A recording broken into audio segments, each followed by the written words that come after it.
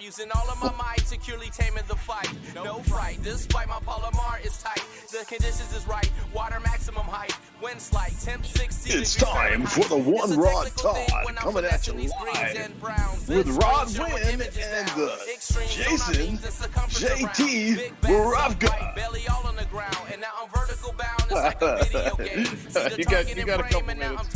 Do your thing. You got a couple. Tungsten weight when it hits. We just messing. Bait twist, drive the hook in the lift. My drag It's got a Facebook notification. Quick cash for another stick. That real deal, raw yeah. Still chasing PBs cause it's never enough. My drag it's to make you catch fish, get him in the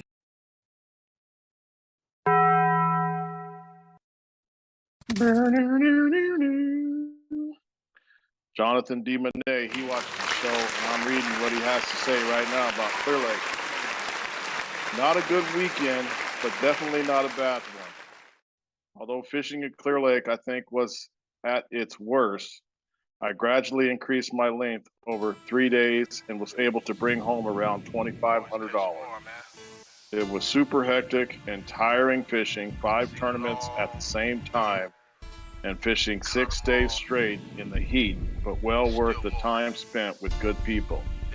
Huge thank you to B-Rad Bass Buster for the accommodation. Those were nice accommodations too. I saw the video. On swim baits and jigs, drop shot rig. When I get off the water, can't wait to hit him again. My last post, I hurt him, put a hurt in them. Big bass, stream. Yes, sir. 3rd Yakka Bass, 4th KBF Pro Series, 8th KBF Trail 2, 9th KBF Trail 1, 10th place West Coast Championship. Nicely done.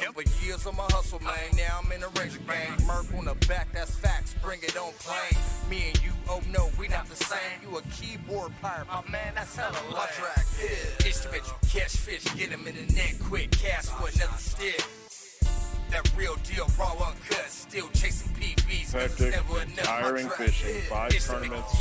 Text. Said come to Rod Fish. One Rod Todd, we just gave you a shout out.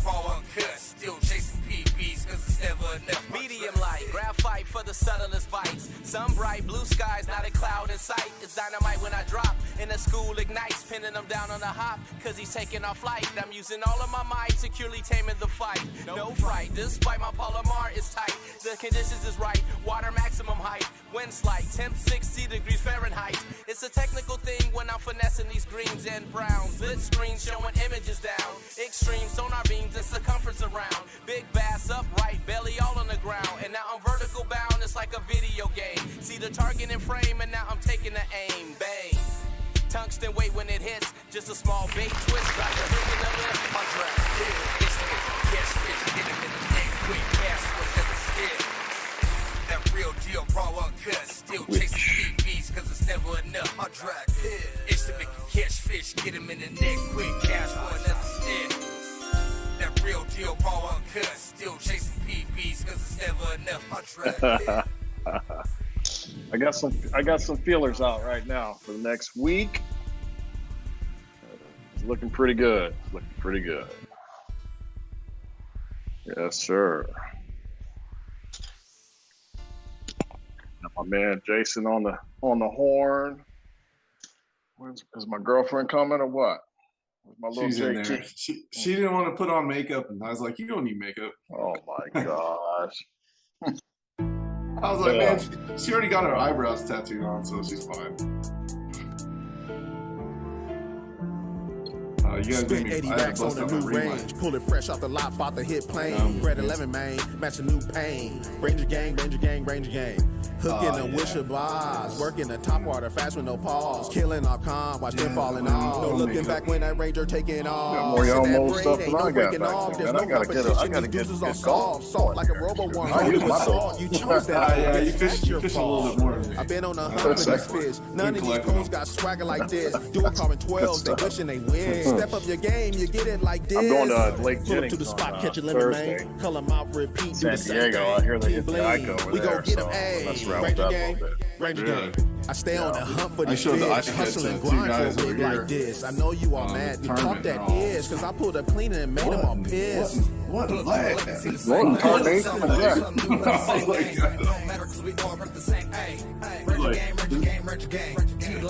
Is that a squid? Is that a squid? That's Pull funny. up to the lake with the old school 1990 Ranger 364, dude. Custom everything, bring it on plane. Doing 65 like it ain't no thing. Mirror nerd with the full blade on it. Hit top speed every time I get on it. The boys in them rentals looking like they want it, but they cannot have it. This rig costs a fortune. Pull up to the spot, hook a bigger man. Release it back, repeat, do the same thing. Team Big Z, we go get 'em. Ayy, Ranger gang, certified, yeah, I got that 10. Still on the hunt for one bigger than 10. I'm on a quest for that double digit. I get that bite, I'll swing and won't miss. Ranger gang, Ranger gang, Ranger gang, Ranger gang, Ranger gang, Ranger gang, Ranger gang. Spend 10 racks on grass, ayy. Ranger gang, Ranger gang, Ranger gang. Episode 7. Wow. Something new with the same name. No matter 'cause we all rep the same. Ranger gang, Ranger Can't wait till we're like episode 100. We ain't got that black and that red thing. C520 looking real clean. Ranger gang, Ranger gang, Ranger gang.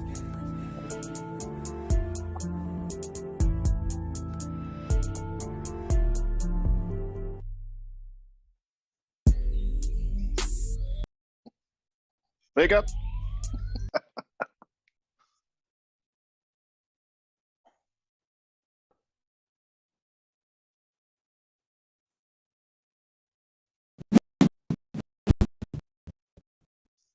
More notes.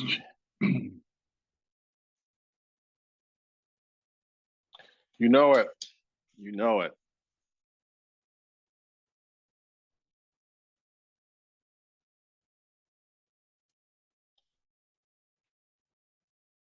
Check this out. I'll wait till the show. You ready? We are rolling live with the one rod Todd. Once again, episode 7. I think 7 is definitely a lucky number because today we have none other than JT's dad, Jason Borofka.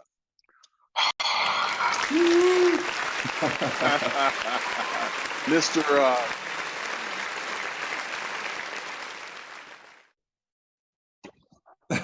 Very, very nice. Very nice. Very nice. 12th place in the Open, right? In the Open series. Do I have that right? Yeah, that's right. Man. Well, first off, thank you guys for having me on the show. Lucky number 7 is good. I don't know how you could have had Skeet Reese before me. You know, I mean, you thought you'd have someone bigger than that, but no, I get it. No, Skeet's like a hero of mine. So, it's cool to follow a couple of those guys up there that you had on. But yeah, both place in the Opens right now. I had a bad tournament, guys. I'll admit it. I just had a rough one. No excuses. I learned more out of that tournament than I've learned out of the whole season. So had a rough tournament, dropped from 3rd to 12th, but we're still in the game. We got 4 more to go, and they're going to be 4 really tough ones. So I'm looking forward to getting out there. 4 more to go.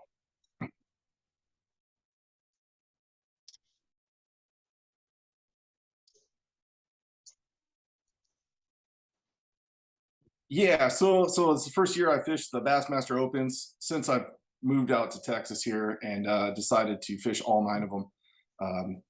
Going into this last tournament, which was tournament number 5 up in New York at Lake Oneida, I was sitting pretty in 3rd place in the points overall, and just had one of those tournaments which I've been very blessed over my whole career of fishing that I haven't had very many of those tournaments, but it's going to happen, and it's not the last time it's going to happen. It's not the first time it's happened, but it happens, and it's happened to all of us, and it's just one of those deals. And I just had a rough one, but like I said, from my doing this so long, the best thing. I mean, I was driving home. Yeah, I was bummed.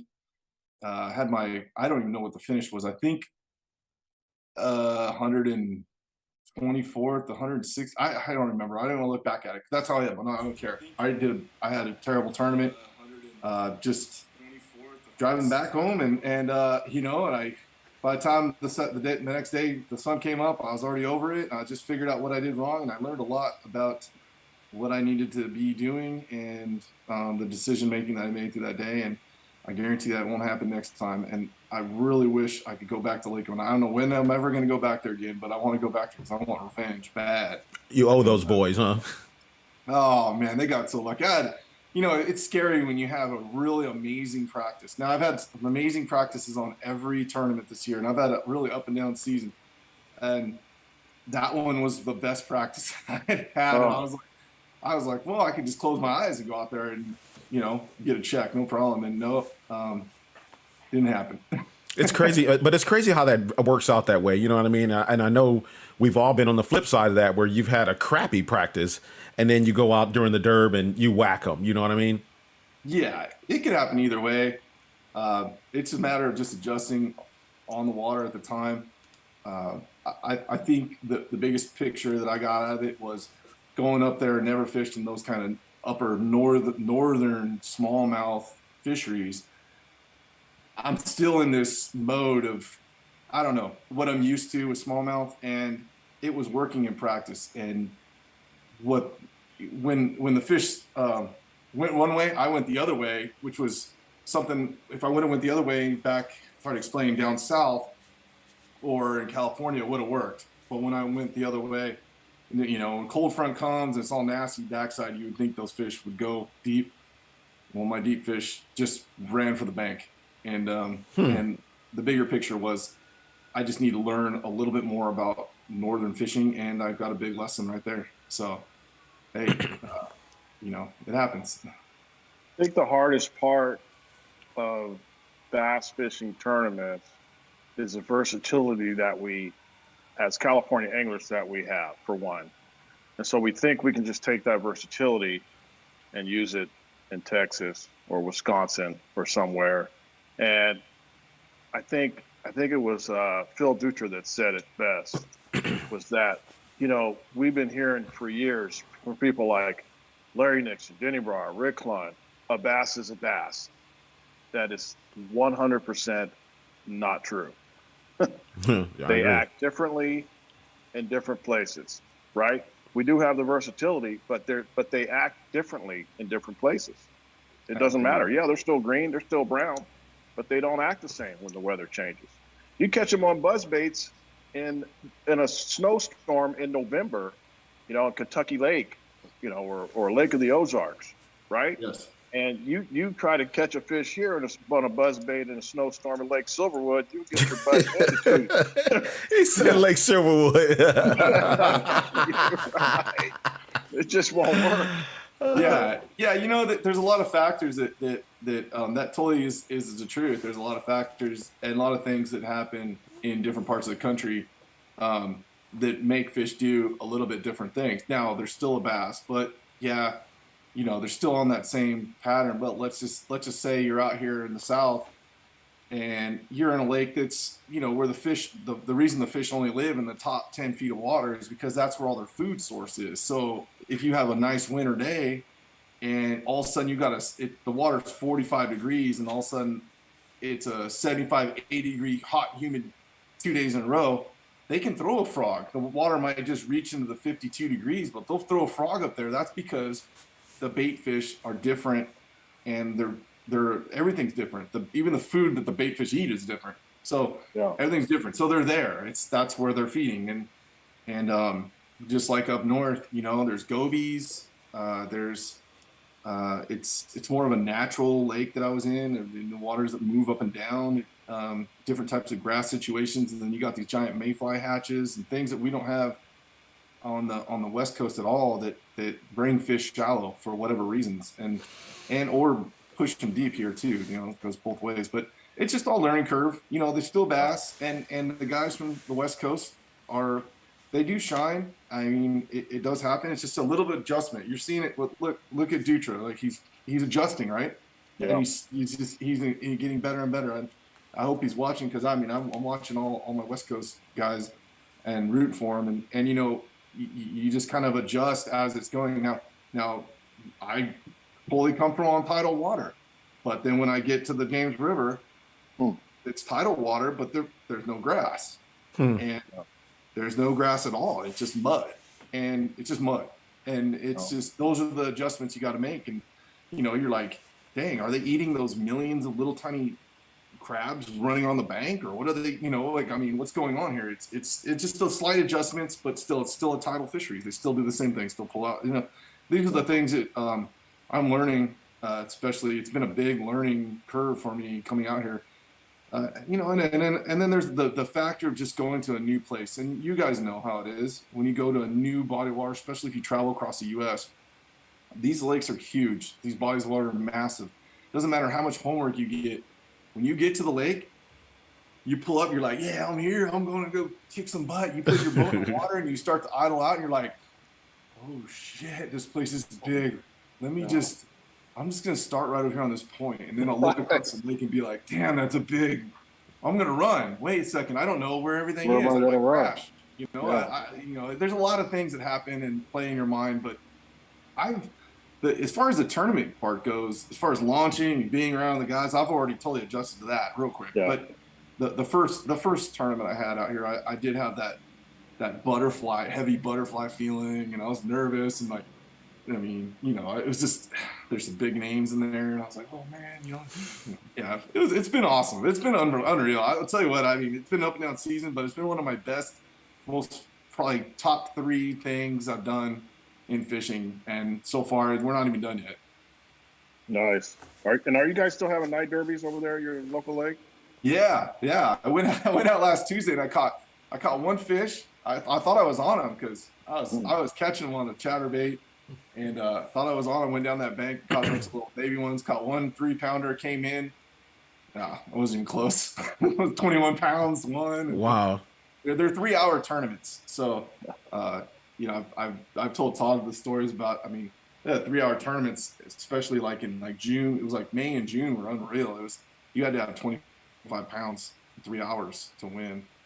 That's right next to my house. And then Levon had an amazing season too. It was even posted on Bass Blaster on Instagram. He shared one of the weights. It was 38 pounds for 3 hours. That's 5. Jeez. And those guys that's the launch ramp that's 4 minutes from my house. 38 pounds. Yeah. That's glad I didn't go into that tournament. 38 pounds in 3 hours. Yeah. Do you know how they caught those fish that day? As far as I know, I just heard they caught them around this railroad bridge where there's some rocks, but I honestly don't know. I don't think we'll never know. Damn. Yeah. There's some monsters in there. So you were just talking about some local lakes. What are your commutes to your lakes now?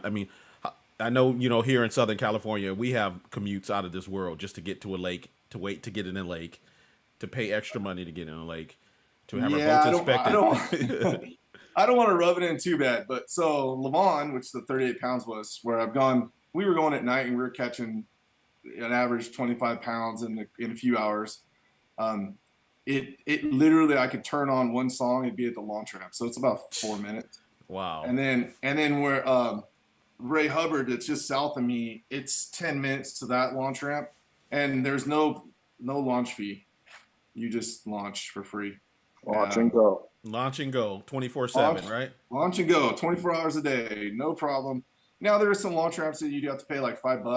But it's not this Diamond Valley $52 for 2 guys stuff.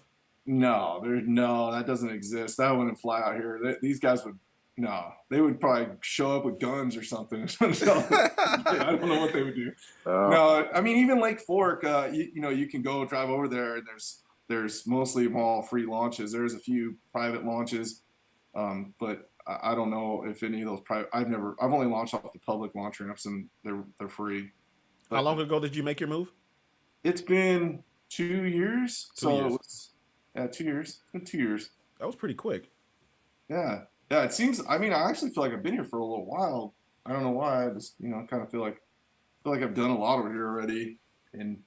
But yeah, like 2 years ago. Do they eat the G-Funk bait there or what? What's that? Do they eat the G-Funk? Oh yeah.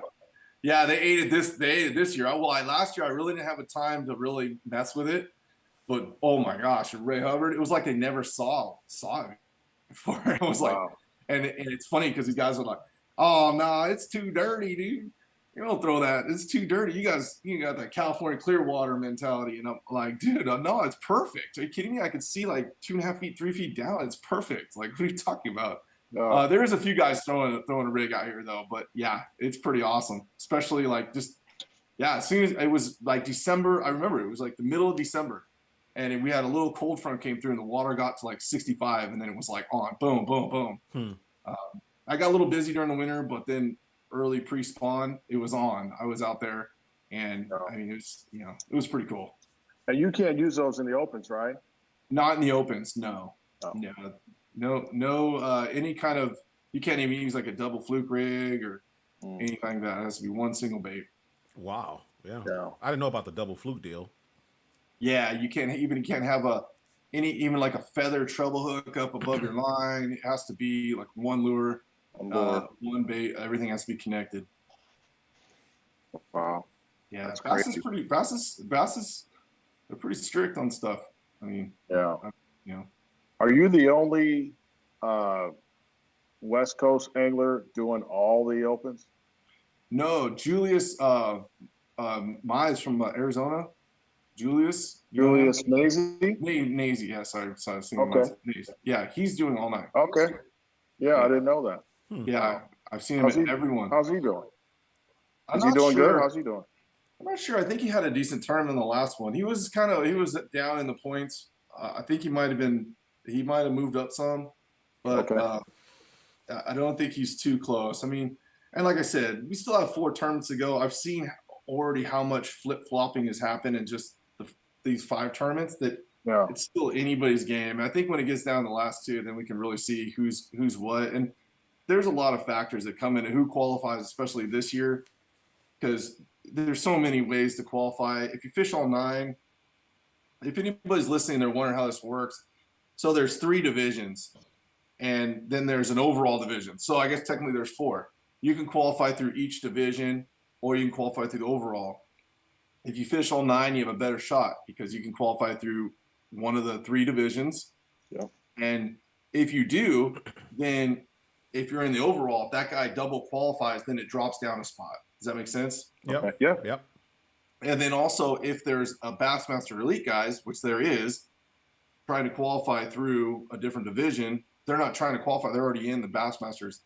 It knocks out a spot, right, and goes to the overall. So it continues to drop down in the overall point. So it's possible to be in 7th place and qualify, or it just depends on how it plays out at the end of the year. And just so would you say 7th place is the worst case scenario as far as the lowest you can go and get the invite, or what is that number? Yeah, I would think right now, if I'm in 7th place, you're on the bubble. You might make it, you might not. And they're only taking 12 guys. So 3 from each division and 3 from the top. So 12 total. So that's they only take 12 guys. Now next year, of course, you heard the big changes and everything. Sure. So that's gonna change. Yeah, and you've been as low as or should I say as high as 4th, right? 3rd. In the overall? 3rd. Okay. Wow. Yeah, I was in 3rd before I went to this one, but it was a close 3rd. I mean, I was in 3rd, and the couple guys right below me were real close. And just one bad tournament knocked me down to 12th, and for the other guys, I mean, they did really good at that one, and they jumped way high. I mean, so it shows you the flip flops. Now, the whole field, and I don't know these lakes. I've never been to any of them before. But the whole entire field is talking about the Red River being the big deal breaker for everybody, because that's going to be the toughest tournament of them all. And they're expecting, now this is just hearsay, and I don't know, but I was there, and now I can see what they're expecting. They're expecting it to be, if you can get 9.25 a day, you'll make the top 10. Okay. And that's a tough. And then if you could get 2 fish a day, you'll probably get a check. Okay. Nice. So there'll be a lot of guys probably bombing that one. 2 fish a day and get a check. That's tough. Yeah, it's tough. That's tough fishing.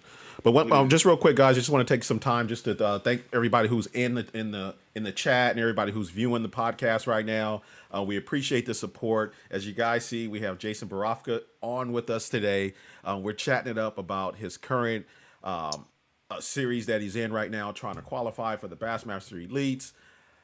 He's doing his thing, ladies and gentlemen. He's a West Coast angler. We support him. We're big fans of his. We follow his endeavors. So appreciate everybody checking us out. You've drawn a pretty decent crowd out here tonight, Jason. So thank you for being on. So just want to take that time to thank everybody for those who are watching right now. Yeah, cool. Absolutely. And you see what I'm wearing right here? I take this off when I take showers and when I go to bed. This never ever comes off. This never ever comes off. You guys can see it says Save JT, and I want to segue right now into my dude JT. And that being said, I just want you to just give us for the people that don't know, who is JT, and if they don't know who JT is, they're definitely gonna know after this podcast. So fill us in on my dude JT. Yeah. Well, JT's my son, and he's gonna be 4 years old next month, and he has the rarest disease in the entire world. And I know when people say that, they're like, yeah, it's one of the rare. No, this is like the rarest one. But he's fighting for his life, and we have a whole community of people helping us fight for his life too. And he's making some amazing accomplishments, and we're beating the odds every day. And if you guys are looking right now and you're on your phones or something, or you got a pen and paper, just write down savejt.com if you don't know who he is, and you can Google him up and check him out. But JT is just a little guy that's suffering from a disease that basically affects your body in a way you can't process sugar and makes you extremely weak, muscle weakness. And it happens all of a sudden, guys. It wasn't like he was born with it, and we found out luckily through some savvy doctors out west in Stanford at about 6 months that what he had. But he's had a couple blood transfusions, and when he reached 18 months, it was about 18 months, that's when the TPI symptoms kicked in. He went from a normal, happy, crawling baby, learning how to talk and learning how to walk and stuff, to basically paralyzed and breathing through a tube and eating through a tube too. So it's been a very, very challenging stuff for my family and us, my wife and I together, and just watching him go through all of this, it's kind of like torture for us to watch. And I'm not saying it gets any easier, but if it wasn't for our friends, like these two guys right here, I mean, they've came through and pulled through and helped us a lot with some fundraising to it as well. And if it wasn't for that, I don't know where we'd be without our friends helping to support us. But we're at a point now where we feel like we're fighting back, and we're making something happen. JT's making something happen, and he's doing good, you guys. I mean, he still has the disease. He's still being crippled. He's not out of the woods at all. He still has this thing. He's fighting, but he's making miracles, and little things happen every day. But yeah, that's my son JT, and that he's my whole life, and that's mainly the reason we moved to Texas. The main reason was him, and also the main reason that I did take some time off from fishing was because I wanted to focus on being able to focus on him and spend our time with him, and also not only that, but be there for my wife as well, and she's there for me. I mean, if there's anything I could say is, we've made some huge accomplishments, and then also the doctors have made some amazing things happen, including a recently announced couple grants for some major projects that are going to help out the TPI lab as well, and get this cure coming and going. I mean, it's all. I mean, it's been amazing. I'm just saying, if anybody in their life ever has anything, and I tell anything major, somebody, don't ever give up. They told us absolutely there's 100%, there's nothing we can do. I mean, I had the best doctors, 12 of them surrounding me at Stanford, telling me that there's nothing we can do. Go home, basically, go home, hug your kid, and you've got a couple years left. And that was, we went home and we cried for a couple weeks, and we were like, no, this isn't happening. There's a reason why we have him, and no, this is not. And we've been fighting with our friends and the communities and people we don't even know from all over the world. And if it wasn't for the fishing family that I have, there's no way we'd be where we're at today. So thank you guys. Absolutely, man. I know you raised over $700,000 from the fishing community. and friends and family. And I'd like you to tell a story about the kayak tournament that to see Jason Borofka in a kayak fishing. I never thought I'd see that. I know your brother had something to do with that, but can you talk a little bit about that little role you went on there? Yeah. Well, let me just say one thing. So when I first started at the Opens, when I walk across stage, they're like, he came from the kayak, moved up from there. I never said it. Yeah, they tried to make it seem like you came from the mud. Yeah. So okay, back to the kayak story. That's so, funny. Yeah, That's funny. My brother, I wasn't fishing, and he's like, man, you want to fish in a kayak a little bit? He was getting into it. My brother David Borofka, one of my brothers, and he was, you got to get into it. He's all into it. I was like, all right, but I was like, hey man, I don't want to drive all the way to Clear Lake to fish for $200. Tell me when there's a big one, and I'll go. And I have my mind on my son, and he just calls me.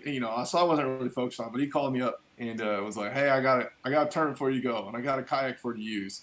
I was like, really? He's like, yeah, all I got to do is go pick it up and drive up to Clear Lake. It's a big tournament. Payout could be upwards of $5,000 or something. So I was like, and I told Tara, she's like, just go. So my practice started at the house with a little stuffed animal bass. I was learning how to measure it. I'm dead serious. I was like, is this how you do it? Like you put your hand, you got to take a picture. I didn't know anything about it. So I go up to Clear Lake, practice for 2 days with him. I get there and I'm like, you didn't tell me these guys got trolling motors on their kayaks and all this stuff. I'm out there in a yellow banana looking kayak. And so I end up, I know Clear Lake and I ended up fishing around the state park and caught some pretty big fish. I caught one 10-pounder, I punched a 10-pounder and I measured it. It was almost 25 inches long. It was huge. It was so fat. I couldn't believe it. And I lost. I mean, I'm not a big lost fish story, guys, but I'm telling you what, like before I got my first fish in the boat, I lost 4 5-pounders because I didn't know how to get them in the boat. I was shaking fish off in practice, or in the kayak. So, but anyways, I made it through it, qualified. I was in 4th place, and at this point, when I was there, I really didn't know what the prize was. And then I didn't realize I qualified for the first Bassmaster Classic kayak tournament until the tournament was over. And they're like, yeah, you qualified. We're taking the top, whatever, 10 guys or 8 guys, 10 guys and girls. And I was like, no way. And I hadn't thought about moving to Texas at that time. This was September, and we didn't move until March the following year. No. So it so happened to just be 2.5 hours from my house is Possum Kingdom. And when I moved over here, I had the money from the kayak tournament, and I was like, I want to buy my own kayak with this money. And Tara's like, yeah, just do it, so you can just go fish and save some money. So I bought a kayak and with my winnings, and then we moved over here. And then I was like, man, this Possum Kingdom's right here. I'm in. So I signed up for the kayak Bassmaster Classic, and there's people from all over. And we went there, and I got in the top 10. And it was unbelievable. I got to walk across the Bassmaster stage for the first time in my life. I always dreamed about going there. I didn't think I was going to go up there because of a kayak. But, I wasn't like the giant crowd. It was just, there was a little bit of people there. Lights are still on me. So let me ask you a question real quick, because I've always wondered about kayaks. I've never fished out of a kayak myself. And me knowing you personally, you're not a small guy. You're tall. You're not like a little guy. How does that work? I feel like I would just be not comfortable. A train wreck. Yeah, I was. After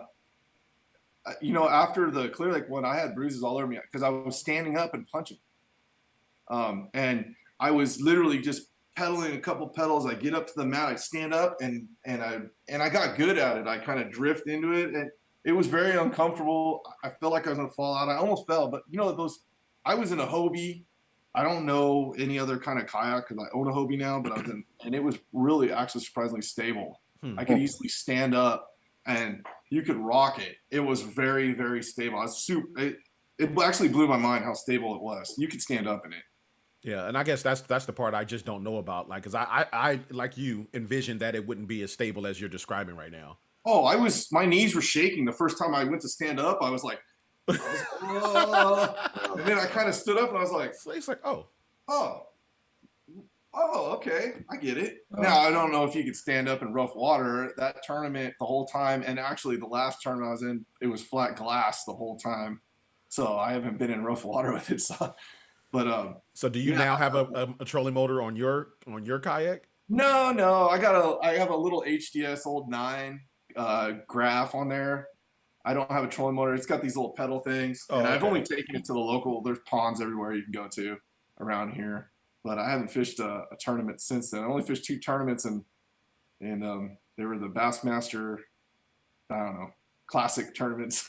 Yeah. So, but I did go on stage that time, and that's where Joe McElroy. When I went on stage, the main reason I told Tara, I was like, when I go up there, I'm gonna tell everybody about JT.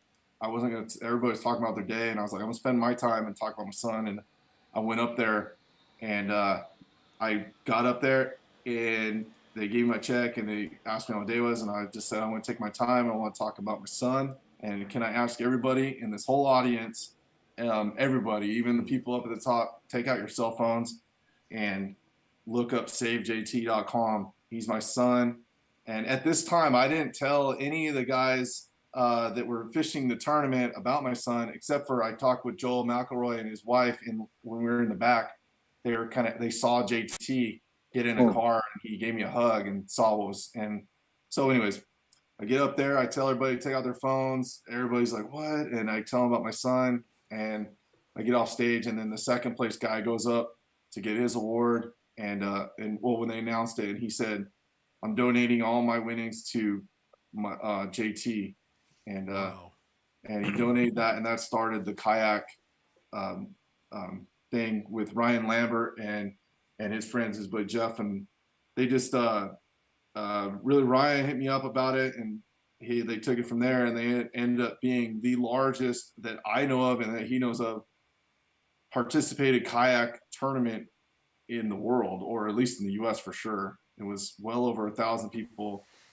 A lot of the money was generated and donated to the lab, and that also kind of capped off some funds that they needed at the time.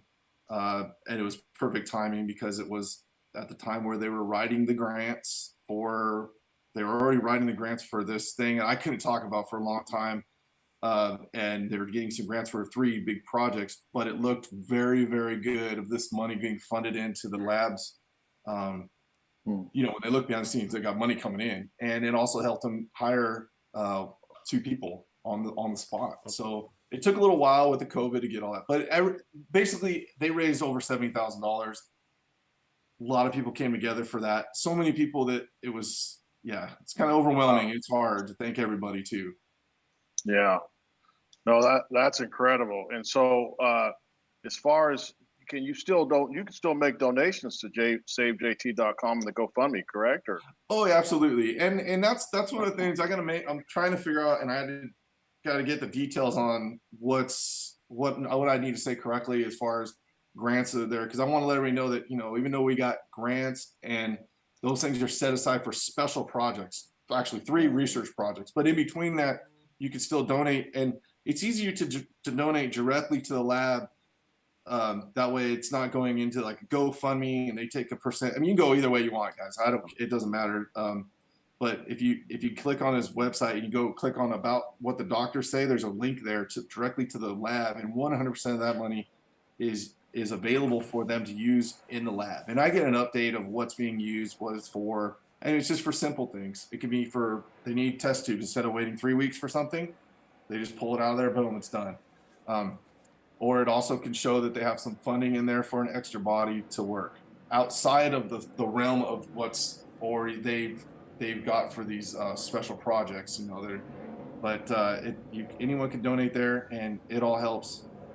You know, having a kid with an extremely major disability, I mean, things pop up all the time that insurance doesn't cover, but too, and that you know, at some point some of that stuff does help too, and it's been really good.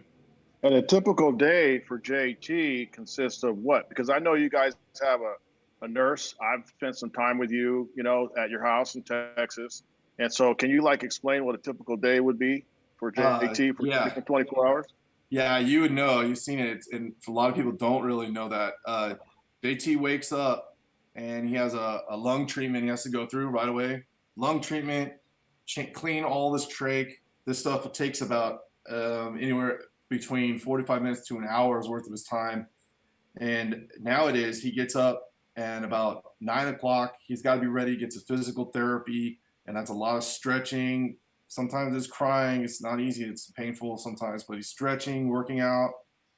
You know, he watches TV. He's getting his feeds, 5 different types of feeds a day, where it's a bag that's pumped into his stomach, and he watches TV. And then now he gets more, around 11 or 12. He'll have another therapist. Either it's one day it's a speech therapist, which is training him how to eat, and all those therapies are 45 minutes long, and then he'll take a nap most of the time. Even though he didn't the other day, we think he might be getting out of the nap thing, but he takes a nap for a couple hours, wakes back up, and watches cartoons. And then we go outside, if we can, play, walk, work him out, and then he's getting ready for bed.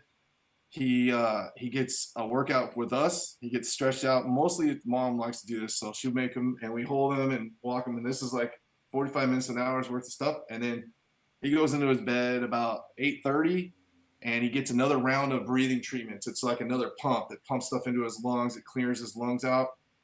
In between all day, if he coughs or he has any congestion, we have a suction machine that puts a tube down his throat, sucks out all the stuff.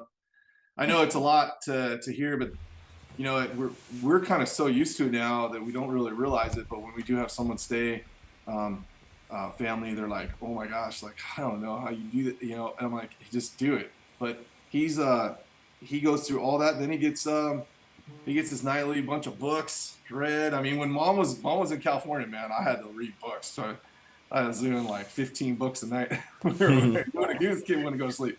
So yeah. He goes to sleep, but you know, we're here in Texas now, and we actually have a lot more health nurse care than is provided than the California provided us, and so we have 24-hour nurse care. So there's someone has to be awake with him all night. So he has a nurse with him 24 hours, and if he doesn't, we're up, and Tara and I trade off nights to watch him. So we'll set our alarms. You basically don't sleep. You just kind of hang out in the room and watch TV.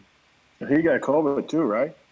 He got COVID, yeah, and he kicked it pretty quick. Actually, I think I was the big baby. I got it, and I was kind of messed with it for like a week and a half. But he was in the hospital. They just gave him a blood transfusion, and he snapped right out of it. A blood transfusion, some antibiotics, real quick, and basically within 12 hours, the doc's like, he's fine, but we have to keep him in. We have to watch him for at least 2 days, and then you guys can go home. And we were like scared to death because it's a lung thing, and his lung thing, we thought, I was in the back of my mind, I was like, oh no, you know, I was thinking the worst. And it ended up being literally, he went there and he was kind of feeling, looking, and he got fixed up, and he was kicking and playing and looking at us like, what's wrong with you guys? And we're kind of still sick. Yeah, we're good. Yeah. And the real hero that I witnessed at your house was she has 2 babies in the house. You know what I'm talking about? Oh, she's got JT and she's got you. Oh, she got 2 babies she's working, because I've seen the most incredible woman, just like, I mean, she plays, she runs around, and then the other thing is she's got her office with like 15, it looks like somebody playing video games with all her TV screens. She actually works for a living too, right? Yeah, she does. She's not playing on her phone like me. She's actually in there. Yeah, she's in there working, and she gets right out. And you know, Tara's unbelievable. I think, you know, we've been together. We just had our 16-year anniversary, but we've been together for 6 years before that, and there's no way I wouldn't be able to do this without her. She's awesome. She gets right out, and when it's hard, and we've been able to. She's been there when it's hard for me, and I've been there when it's hard for her. But it is unbelievable to watch her. She'll get right out. She'll work. She's doing some major stuff too. Yeah. Great times. So I definitely was saving it to ask you about this, and just on a much lighter note, you're big on TikTok. You're one of the few anglers that's big on TikTok. I think you and Clark Ream, or I see you guys are probably the most active professional bass anglers on TikTok. What's up with this remote control bass, bro? Like I saw that this yesterday or something. Where is that? Where did that come from? That thing was so cool. What is that? Yes. Oh, yes. So TikTok, yes. That remote control bass. I found that. I forgot about it. I found that video. I was scamming through a bunch of videos and I found that old video. It's from 2013. They still, if you Google remote control balloon bass, you can find the company that makes these remote control balloon fish. And I bought it, never knew how big it was. It came in a little box and it had remotes for like 40 or 50 bucks. I took it to my friend's house that day, but I had to go to like a balloon place to air it up. And it was like, huge. With helium or just like regular air? Helium. Okay. Yeah. It has a balanced weight in it. I just posted that video. It has like barely any views. It is poor quality, but if anybody wants to see it on my TikTok, go for it. And you can actually remote control it. I don't even know how. It's only made for indoor, and it like suspends in midair. Yes. You've seen it, right? It's just like no. I saw the video. I watched it a few times. I'm like, wait, what? It was when we put it together and we started controlling it. We were the same way. We're like, is this for real? How does this work? Well, sad thing was I took it to a couple places. Then I took it home one day, and it was a calm day, and I thought, yeah, I'll take it outside. And it was in my house, and it was warm in my house. And when I took it outside, it was cold. As soon as I took it outside, I like went to let it go. It just flew up into the air. It was it was like a blimp. It went way up in the air, and the weirdest thing was it was calm. So it just hovered above my house for like an hour, and I couldn't do anything about it. And it just eventually just drifted away to San Jose or wherever it went. They had those at the Classic too, right? Did they have them at the Classic one year? I'm sure they did. And yeah, I'm pretty sure. I'm pretty sure they did. I actually looked them up online. You can buy those fish, those things, and they're like you can buy a shark one, a Nemo one. Yeah, that bass one was legit, man. Yeah, and I saw that on your TikTok, and I was like, wait, what? And speaking TikTok, about go ahead. No, I say TikTok's been a real fun deal. I've actually been on it a little bit more now than I realized. Like, wow, I've just popped up some videos on there. They've been really successful, and I'm like, maybe this is taking a little more serious. And then when I started to get a little bit of payback from some of this stuff, now I'm kind of like, whoa, if you're making extra $100 a month or something, that's $100. No, exactly. So you are seeing some revenue coming in from your views and such. Oh yeah, absolutely. And I'm getting, almost every other day I get approached from a different company that wants to work with me. However, I haven't seen anything that I could really work with yet, but the time's coming for just, collaboration videos and that kind of stuff. But I'm just barely touching it. When I say barely, I'm getting closer to 14,000 followers on there, which I think 10,000 is like a big thing to reach. The funniest thing is my biggest video is not even a fishing video. It's just me winning a gamble on a horse. But that wasn't really the only video that's made this channel might grow. So, and speaking of channels, go ahead and drop all your socials, man, so everybody can know where they can follow you at, where they can find you at. So it's really easy if you just put @Jason Borofka on any of them. Luckily, I have the rarest last name in the world, so no one has my name. And if you just put that in TikTok, you put that on Instagram, you go to Facebook. My YouTube, I need to get that going a little bit. I've kind of lagged on it, but TikTok that's and Instagram. That's because you popping on TikTok. I know, dude. I love it. I think TikTok's cool. I think that's the next. I think that's a really good thing for anglers to do. It's the new thing. Things are growing. There's a downside to every social media, and I don't listen to the haters. I'll just do it, and I'm getting a lot of compliments and a lot of fishermen. A lot of people asking me I do some lives once in a while, and I get a lot of really good questions. I do nighttime lives late at night, sometimes in the garage, and I got a lot of young people on there asking questions about fishing, and I do my best to answer every question possible. You're gonna get some weirdos on everything, but that's what it is. No, you're doing a great job over there, man. That Ica one was the best for me. That was a great video that you did with the spring and everything. That was pretty cool. Yeah. There's some tricks and tips in there. I keep my mine is very just, I do a little bit of like a little trip that I did. with the family, and then I'll kind of do a fishing tip, and then something about a fish catch. Just kind of, I keep it all along the same path. It's all about me, my family, and fishing, and just keep it like that, and just keep it fun. Yeah. Well, that being said, and I'm going to steal Rod's thunder here, but we need a fishing tip, bro, because I've seen you do some things that I would, I mean, we've fished a couple different places. We've done some catfishing. I don't know what you call that, where you pull the deals out and you got to catfish. That was a first. And then we went to Lake Fork. And so, and you broke out that shoe of a spoon and caught like a 4 or 5 pounder on it. So give us a couple of pointers for our viewers and our listeners. Some little secret tidbit you got. Well, there's okay. Well, let's talk about the most popular worm in the world. So it's a Senko. Everyone has them. Especially when we see behind you. Oh yeah, tons of them. So yeah, let me just grab one. So here, here's a couple of them. Here's one that I actually use in Florida. So the Yamamoto Senko, there's a million ways you can rig this thing up, and I'll just tell you guys a tip.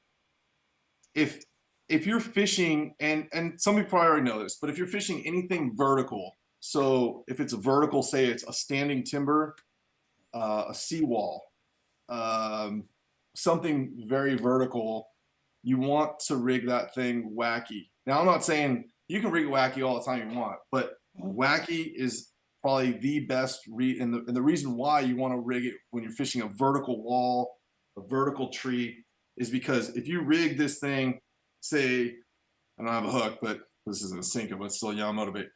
You rig that thing with a Texas rig hook on one side, and you have it on a just regular Texas rig 3/0, 4/0 hook.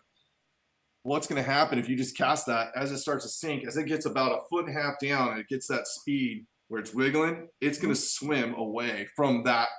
It's going to swim around, and there's a chance that it actually can swim away from the wall. Okay. If you're rigging it wacky like that, and you cast that thing, doesn't matter how it lands. If you cast it and it bounces right off against a tree, right off against the wall, and you kind of give it kind of a pull, it'll straighten itself out just like this. And now the weight is in the middle and there's no resistance. So that thing's going to fall straight vertical. As long as you're leaving on slack line, it's going to fall straight down right in the strike zone. And like I said, at about 1.5 feet, at that speed, it's going to start wiggling and it's going to stay down there all the way through the strike zone. So if you've got a 10-foot wall and you've got fish suspended on that wall at 5-6 feet of water, it's going to fall right between them and the fish. And what that's going to do, that's going to create a feeding trap for them where they're going to be more active to grab that thing in case of it kind of swimming over their head and away from the wall. If it's a tough conditions or you're in a tournament, wacky rig is the deal. Another thing with Senkos is everyone likes to, that I get guys, I just throw my Senkos on 20-pound test regardless. Even if it's dirty water, that's not what you want to do. If I was to throw this Senko wacky with this weightless wacky like this, no weight in it. And you're just referring to like a 5-inch though, right? Just a 5-inch? Yeah, I'm just talking 5-inch. And you're throwing 5-inch, you're throwing on 20-pound test. By the time that thing gets down about 3 feet, you're gonna have so much line resistance pulling the water that it's gonna lose. It's gonna go like this right away, and then it's gonna be like, and it's just gonna eventually just be falling so slow, it's not gonna do what a Senko wants to do. And what a Senko does, there's got to be somebody on here that might not know what it does. Is it's like an airplane wing. It gives lift on each side, so that causes it to wiggle back and forth. One other thing with that is that if you're going with like a 6-inch Senko, so 5-inch Senkos, I like to use no more than 12-pound test. 6-inch Senkos, 12 to 15. If I go 20, I stick a little tiny nail weight right in the middle of that wacky worm. Okay. I'm just strictly talking wacky. Like, yeah. I'll cut up little ones and I'll just stick it right in the middle by the hook. That just adds that extra weight. You can get like a Zapu head or like one of those jig head wacky rig worms. and flip it, it just falls faster. But if you want that natural Senko action, think about the line size and the resistance in the water. And then when you get into even deeper, you can get into the hook size diameter. So if I'm throwing 6-pound test, I'm going to have a hook that's designed for 6-pound test. If there's no cover, if I'm just casting well, that way that hook penetration is perfect. And if I had a hook, that super thin Hayabusa hook they make, I think it's called a 926. If you had 15-pound test on that, when you set the hook, the hook's just going to bend. But if you have that with 6-pound test or 8-pound test, and you just set that needle's going to poke right through them, and then the drag will help. The hook flexes, but it's not going to bend out. So something about line size, and then also hook girth on there. Those are some of the little things that might separate the next guy from the next guy, because everybody's throwing a Senko. Yeah. Those are good nuggets right there. Wow, good stuff, brother. Good stuff. Right on. Good deal. So I got all kinds of stuff. You guys gotta watch the TikTok. You'll you'll learn something. Oh, yeah, exactly. I watch it. I'm definitely on the TikTok live. So just before we wrap the show, I just want to give you some time to give whoever a shout out. I know you've recently got into a Vexus boat. Feel free to shout out your sponsors or anybody who helps you along the way.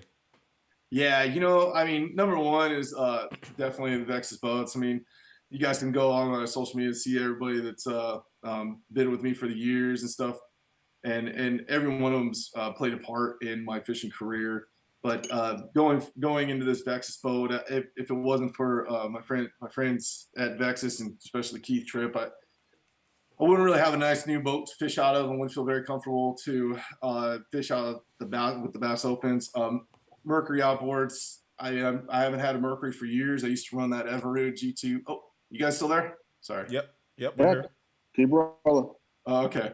Well, I can't see you, but I'm going there. Hold on. Yeah, keep going. No, we hear you. Yeah, but Mercury outboards. I haven't had a Mercury for a long time. I had that Evinrude G2 that was breaking down on me a whole bunch, and now I got this awesome 4-stroke. It's badass. And I got to thank my family, especially this year, for getting me back out on the water. With everything we've gone through, I wasn't about to just pull out a bunch of money and just throw at this bass fishing gang. And especially my mom, but most of my family, they pretty much got all together, and they're my biggest sponsor for the year. And I'm not like one of those guys. I never accepted money from a lot of people, especially my family or nothing. But this year they really came through, and it's really brought some happiness to me, and also just the getting back in fishing, and also it goes back to my family, and they see my wife sees how happy I am, and we're just all happy together, and I'm really enjoying myself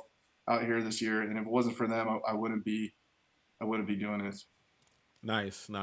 Good stuff. Well, that's good, man. That I keep telling Rod, I tell him every week that I get blessed to do this podcast.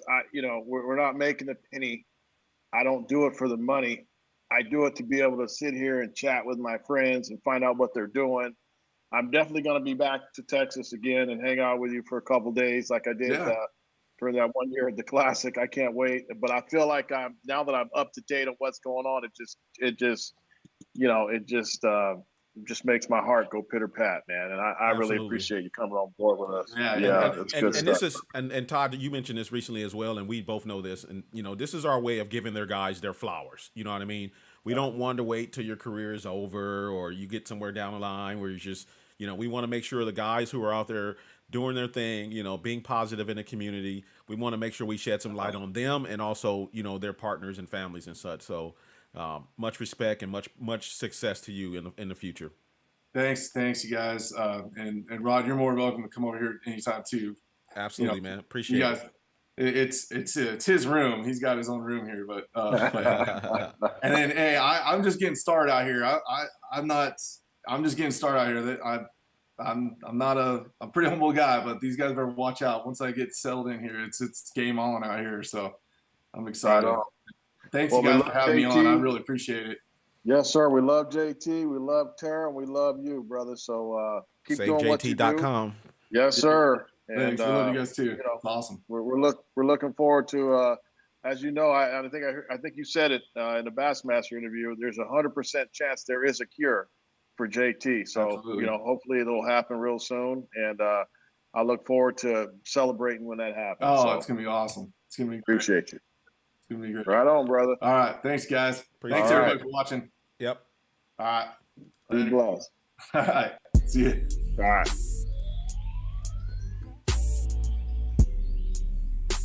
You got the music playing? Oh yeah. That's Oh good yeah. You know, stuff. just send it out and I'll take us to I'm our. still on here. I don't do this one. No, Yeah, you that's good. okay. You good? Oh, okay. You good. Stop the video. We won't talk about it. Are you guys off? No, No, we just chalk it up a little bit. We're officially off, but you're not off. But Yeah, you guys- we just you wanted guys- to make sure. You guys doing Go pretty ahead. good. I've actually been on. I mean, I've been done a little other podcasts. You guys got a good start, man. I mean, you definitely got the That big bake though. the question That big bake. thing and all that. It's pretty good. All about that. I think you guys need to find like a. It's kind of cool when they got like a little side sponsor that's not fishing related. Like a couple of guys have like a drink sponsor or something. Yeah, absolutely. Yeah. Manscaped or something like that. Something funny. Yeah, it just adds into the bottom. Like it got it going across the bottom or something. And it just adds into the effect, and then No, there's definitely is. We run our you current just can't sponsors. see Yeah, you just can't see it, but we run our current sponsors on the stream, so they're looping, okay. they're looping right now. But we're looking for somebody. If anybody's looking to sponsor the podcast, we're looking for a partner. So Hey, my sister is highly into stuff, and she every once in a while she'll roll across something and she'll be like, hey, my brother, blah blah blah. So something's gonna happen for sure, with that. But like I said, at this point, we're early, and I'm just loving it. I feel like I'm fishing a tournament every time I talk to a guy. It's not about fishing; it's just about life and what's going on in their life. And I feel like it's just part of, it's kind of part of who I am. And I feel like Rod and I I think we're like a perfect combination because we're so opposite in a lot of different things, and yet we get along so well, like we're best friends, basically. I totally agree. You guys sound good on the radio too. I mean, on there too. You guys trust me, I've had a couple guys don't sound good at all. You guys just sound clear and good, and everything sounds. That's one thing I always tell everybody is you got to be yourself. Don't try to be like anybody else, especially when you're talking in public or even like what you guys are doing. And like, because I mean, you can hear me. I mumble my words all the time. I have this, weird. I don't know what it's called, mumbly voice. You just got to do you, and it comes out right when you do you. Make Do a bass when I something else, cast. doesn't I'm work. addicted to the bass on that ass like they owe me. Maybe polish up your we don't never background, sleep. Up in the a air, little we bit. get ready for my PB. You don't have to, but Take a flick and let the haters see. What you mean, put Cinco's behind us? yeah, I don't know. I kind of look at the other guys, the more popular ones, and I've thought about doing a podcast. Honestly, I don't have the time, and I've had people like you and Terrace to do a podcast. Yeah, I know we do the most. Fast hole, yeah, we fishing to the lake close. Got about 8 poles, Ranger gang headed to the spot, never slow mo. Ritter Bay real slow. Swim bait is all I Podcast. try, No, y'all. I understand. In the Yeah, zone of just my a little boat. flash here. Told if I And it's could, I funny, never go home. I have a man cave, Got hella and people we're at the remodeling lake. our They must have house. seen the And, bass that I posted on my and I had it page. all set up. I have jerseys Hooking and up, stuff hold all in 'em there up. and Ain't everything. no And other the angle lighting got was me just double not as right. hooking up. So I'm like, and because I have so much stuff in there, I would have literally had to build around it, which maybe someday I will. But background is definitely important for sure. Yeah, and when revenue and stuff starts coming in, my plan is to this wall behind me over here. I have a big empty wall. I plan on putting another flat screen up there, and I can be able to just loop sponsors, or if we have a sponsor stream, I can loop their content behind me, and you'll be able to see that. Because as you know, I'm a gamer, so I follow a lot of gamers, and I see them streaming, and I watch a lot of streams. So we definitely appreciate the input, man. We're growing. We're working on getting some new hardware so our stream can flow better as far as the cutscenes and stuff. But man, we're just getting going, bro. And we're definitely gonna have you on here again. We got to get you on here again. You guys are already way ahead of the other guys. You're already way ahead. Even if it doesn't seem like it, I'm honestly, you guys are already way ahead of us. No, I appreciate that. And there's Especially you got all the connections too, man. That's the funnest part is when I look at, because like when we were doing the Jersey drive for Aaron Martin's, I'm gonna bring this and back in. I'm like, look at all these people that I've connected to, and so we're trying to keep it West Coast so far for the most part, because it's a little niche, but I mean, even like there's so many like people that have transitioned, like you going to Texas, Mark Daniels Jr., Skeet Reed. I mean, the list goes on and on and on and on. And so we have an unlimited list of names, and hopefully, we're not going to get that guy that it's like, well, how come you haven't had me on the podcast yet? But it'll probably get there later in the year, when we start really getting some of these guys, but having Skeet Reese on there we had a few technical difficulties in that interview, but it was so much fun just saying, hey, we had Skeet Reese for our first guest, and so you're right. It just feels good to be able to do it. Yeah. I mean, I think you guys got that going. I don't think you're going to have a hard time getting any anglers to get on. I mean, they'd be kind of dumb. Maybe the big name guys might be like, oh, who's this or whatever. But if you get some pretty popular, even in the kayak world, there's some pretty big names. You would get some people that if they were on your podcast, you would get some like more Greg followers. Blanchard. Greg's an easy one. He's a cool dude, man. Yeah. That guy's a cool dude. Greg, if you can get we had Obedy already. The girl's name,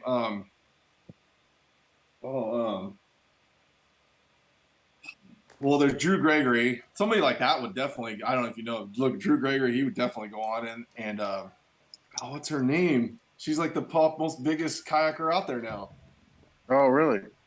She's probably the one who won that smallmouth deal, like, right? Is she like a little blonde? Like she like a blonde? Yeah, a blonde girl. Yeah. I've seen her a lot on social media. Christine Fisher. Oh, okay. Yeah. I've seen her. Honestly, guys, I'll watch her YouTubes, like her mechanics and stuff. I mean, she's the real deal. Like she is probably. I'm not clowning on Tara or any other women I've ever seen fishing. She's probably the best woman bass fisherman I've actually watched fish. Pretty cool. We'll go knocking on her door. Absolutely. Yeah. She's also the highest paid kayak bass fisher person in the world too. So shout out to my dude LIM who's in the chat, man. You know what I'm saying? OG Carl Limbrick Jr. Oh, is he? Carl, what's up? Hey, man. The Ned Rig Kid. The Ned Rig Kid. Too much fun. He's the blackjack king. No, blackjack seriously. King. Exactly. Alrighty, guys. All right. I got to go get dinner. It's still dinner time here, so. Sounds good. Thanks, man. Thanks, you guys. All right, later. Thanks, brother. Appreciate it. And enjoy another Corona on me, would you? Yeah, I will. Absolutely. Tonight, it's Corona night. Right on. All right. Spent 80 racks Don't on tell the her new I miss range. Pull it fresh off the lot, about to hit plane. Red 11, man. Matching new pain. Ranger gang. Hooking a wish of bars. Working the top water fast with no pause. Killing our calm, watch them falling off. No looking back when that Ranger taking off. Fishing that braid, ain't no breaking off. There's no competition, these dudes is all soft. Soft like a robo-worm, coated with salt. You chose that boat, yes, that's your fault.